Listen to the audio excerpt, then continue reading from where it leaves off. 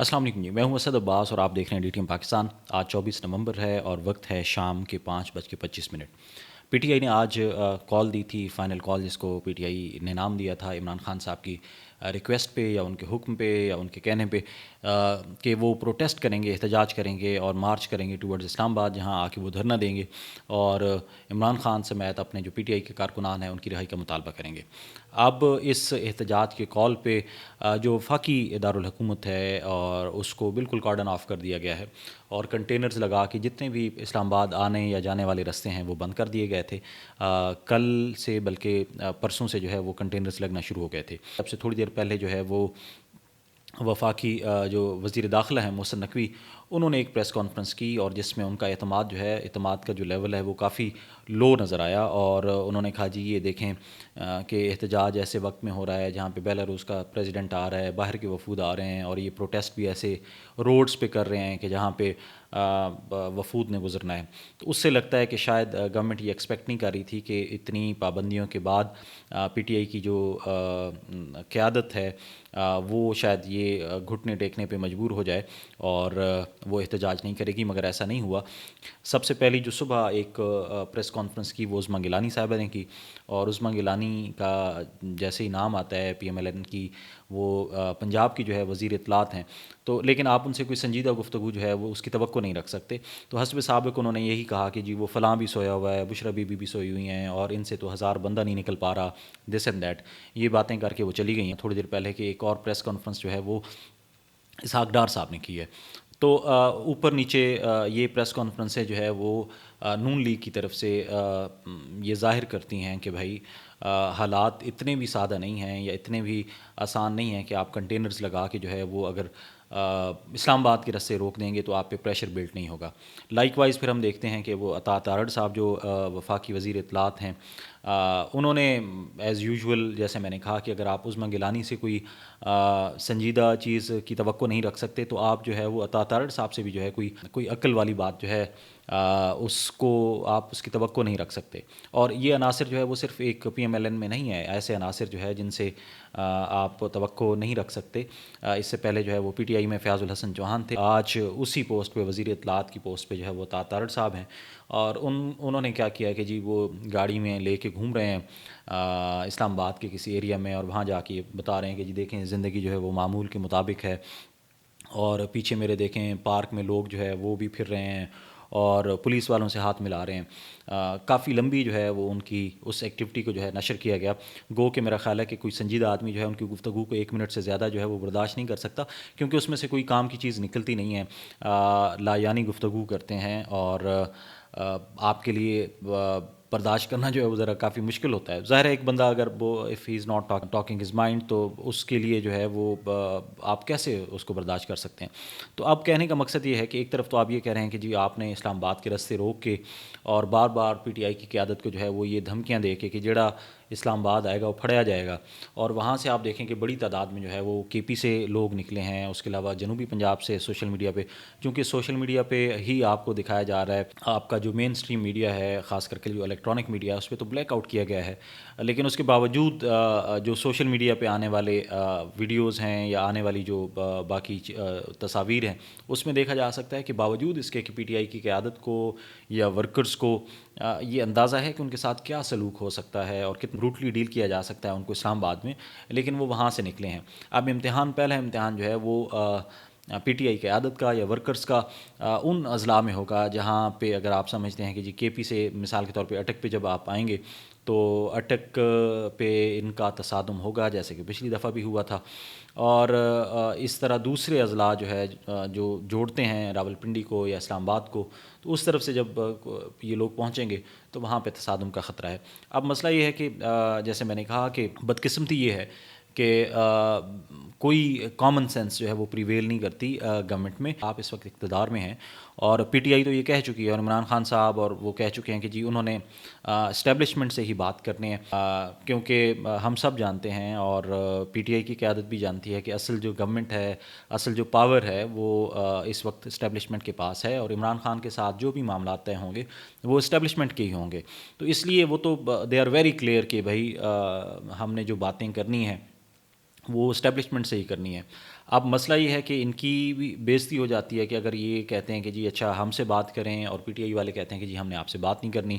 تو پھر ظاہر ہے یہ بھی آگے نہیں جائیں گے۔ اب یہاں پہ بات یہ ہے کہ اگر پی ٹی آئی یہ کہتی ہے کہ جی اس نے اسٹیبلشمنٹ سے بات کرنی ہے، تو اٹ مینس کہ دے ہیو ریئلائزڈ کہ اسٹیبلشمنٹ جو ہے وہ پاکستان کی ایک حقیقت ہے۔ تو یہاں پہ میرا خیال ہے اسٹیبلشمنٹ کو بھی تھوڑا سا یہ ریئلائز کرنے کی ضرورت ہے کہ جو پی ٹی آئی ہے اس کی بھی ایک کافی بڑی تعداد ہے پاکستان، اور پاکستان میں رہنے والے جو لوگ ہیں انہوں نے ووٹ دیے ہیں، ایک سیاسی جماعت ہے۔ آپ اس کو سیاسی جماعت مانیں یا نہ مانیں، لیکن لوگ تو سمجھتے ہیں۔ تو آپ چلیں ایک انڈیویجول کی بات ہوتی ہے تو پھر تو آپ کہتے ہیں کہ چلیں ٹھیک ہے، لیکن ایک بہت بڑی تعداد میں لوگوں نے ووٹ دیے پی ٹی آئی کو، تو میرا خیال ہے کہ اسٹیبلشمنٹ کی جانب سے بھی جو ہے وہ اگر تھوڑی سی اس لچک کا مظاہرہ کیا جائے تو شاید سچویشن کچھ بہتر ہو پائے۔ ادروائز یہ جو احتجاج کا سلسلہ ہے یہ اس وقت تک جاری رہے گا جب تک یہ جو دونوں فریق ہیں اسٹیبلشمنٹ اور پی ٹی آئی جو ہے وہ کسی ایک میز پہ آ کے نہیں بیٹھتے۔ لیکن شاید جو موجودہ حکومت ہے اس میں کچھ لوگ ایسے ہیں جو اسٹیبلشمنٹ کو جو ہے وہ بارہا یہ کہہ رہے ہیں کہ جی آپ پی ٹی آئی سے مذاکرات نہ کریں، جس کا الٹیمیٹ جو نقصان ہے وہ ملک کو ہو رہا ہے۔ اب آپ دیکھیں کہ آج 2 دن ہو گئے ہیں اسلام آباد اور راولپنڈی میں جو ہے انٹرنیٹ کی سروسز آج صبح سے جو ہے وہ تعطل کا شکار ہیں، موبائل سروس جو ہے وہ بند ہے زیادہ تر علاقوں میں۔ اس کے علاوہ جو روڈز کلوجر ہیں، آپ کا جو دارالحکومت ہے اس کا کہہ لیں کہ منقطع ہے رابطہ دوسرے شہروں سے، تو یہ ایک کوئی اچھا سائن تو نہیں ہے، اور اس میں ظاہر ہے جب تک نیگوسیشنز نہیں ہوتی اور کوئی دونوں فریق جو ہے وہ کسی ایک مذاکرات کی میز پہ نہیں بیٹھتے، ادروائز میرا خیال ہے کہ اس میں بہت ممکن ہے کہ تھوڑی سی فلیکسیبلٹی اگر دکھائی جائے دونوں طرف سے تو یہ جو حالات ہیں ان کو بہتر کیا جا سکتا ہے۔ اب یہاں پہ پی ٹی آئی تو چلیں ایک اپنی سیاست کو بچانے کے لیے یا فیس سیونگ کے لیے کر رہی ہے، گورنمنٹ میں بھی کچھ ایسے لوگ نہیں ہیں جو ان دونوں فریق کو، مطلب اگر پی ٹی آئی والے کہتے ہیں کہ جی ہمیں اسٹیبلشمنٹ سے بات کرنی ہے تو کوئی درمیان میں ایسا بندہ ہو جو بٹھائے اس طرف سے بھی اور اس طرف سے بھی۔ اب اس میں بھی جو موجودہ حکومت ہے اس میں بھی کوئی ایسے سنسیئر لوگ نہیں ہیں، اور اس کی بھی ایک وجہ ہو سکتی ہے کہ ظاہر ہے جب پی ٹی آئی گورنمنٹ میں تھی تو ان کا بھی رویہ جو ہے وہ نون لیگ یا جو باقی پارٹیز تھیں ان کی طرف کچھ ایسا نہیں تھا اچھے سے مراد یہ ہے کہ ظاہر ہے زبانی کلامی تو آپ جیلوں میں نہ بھی ڈالا ہو تو جو زبانی کلامی ان کی ٹاگ آف وار تھی وہ تو رہی ہے، تو اس وجہ سے حالات جو ہے وہ سٹل کشیدہ ہیں۔ اب دیکھنا یہ ہے کہ یہ اونٹ کس کروٹ بیٹھتا ہے، لیکن ایٹ دا اینڈ آپ نے آپ کا جو بڑے سے بڑا دشمن بھی ہو اگر اس کے ساتھ بھی آپ نے کچھ بات چیت کرنا ہوتی ہے تو آپ مذاکرات کے راستے سے ہی کرتے ہیں۔ بظاہر بڑا مشکل ہے کہ کوئی بہت بڑی تعداد جو ہے وہ پی ٹی آئی کے ورکرز کی پہنچ پائے گی اسلام آباد میں، لیکن میرا خیال ہے کہ پی ٹی آئی کو بھی اس چیز کی ریئلائزیشن ہے کہ they won't be able to make that to that extent, لیکن ایک پریشر جو ہے وہ ڈیولپ کرنا تھا اس حکومت پہ۔ موجودہ جو گورنمنٹ ہے اس کو پھر یہ لگتا ہے کہ یار اگر یہ پی ٹی آئی اور اسٹیبلشمنٹ اگر ایک میز پہ بیٹھ جاتے ہیں تو وی اسٹینڈ ویئر نا، تو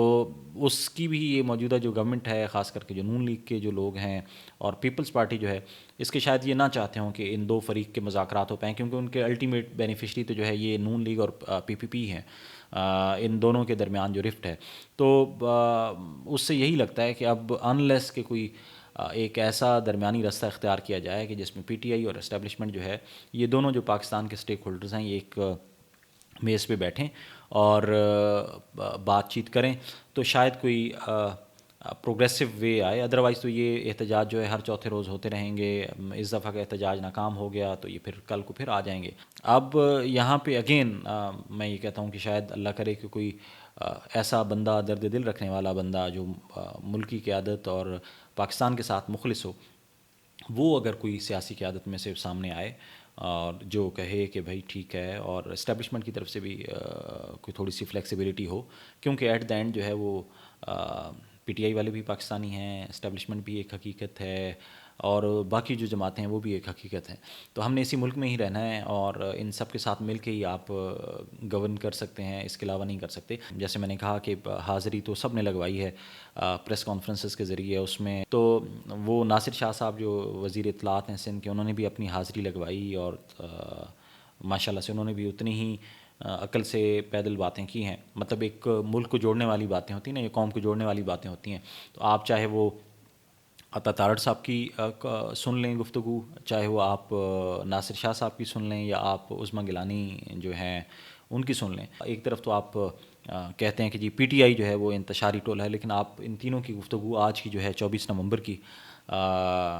جو آج انہوں نے کی ہے اس کو سنیں گے تو پھر آپ کو کہیں گے کہ جی ان میں سے آپ کے لیے مشکل ہو جائے گا کہ انتشاری ٹولہ کون سا ہے. تینوں نے کوئی ایسی بات نہیں کی کہ جس سے کوئی خیر کا پہلو نکلتا. جب آپ گورنمنٹ میں ہوتے ہیں تو آپ کو تھوڑا سا سینسبلی جو ہے وہ بیہیو کرنا ہوتا ہے، اور آپ کو کچھ ایسے ڈیسیجنز لینے ہوتے ہیں یا آپ کو کم از کم ایسے بیانات دینے ہوتے ہیں کہ جس سے مزید انتشار نہ پھیلے. تو دیکھیں اللہ رحم کرے، ہم سب دعا گو ہیں کہ اللہ تعالیٰ اس ملک کے لیے خیر لائے، اور اپنے تمام تر سیاسی اختلافات کے باوجود ہم سب پاکستانی ہیں، اور پاکستان سے ہی ہم سب کی پہچان ہے. چاہے وہ اس ملک کی فوج ہو، چاہے اس ملک کی سیاسی پارٹیاں ہوں یا عام عوام ہوں، پاکستان ہے تو ہم سب ہیں. اپنا خیال رکھیے گا. فی امان اللہ.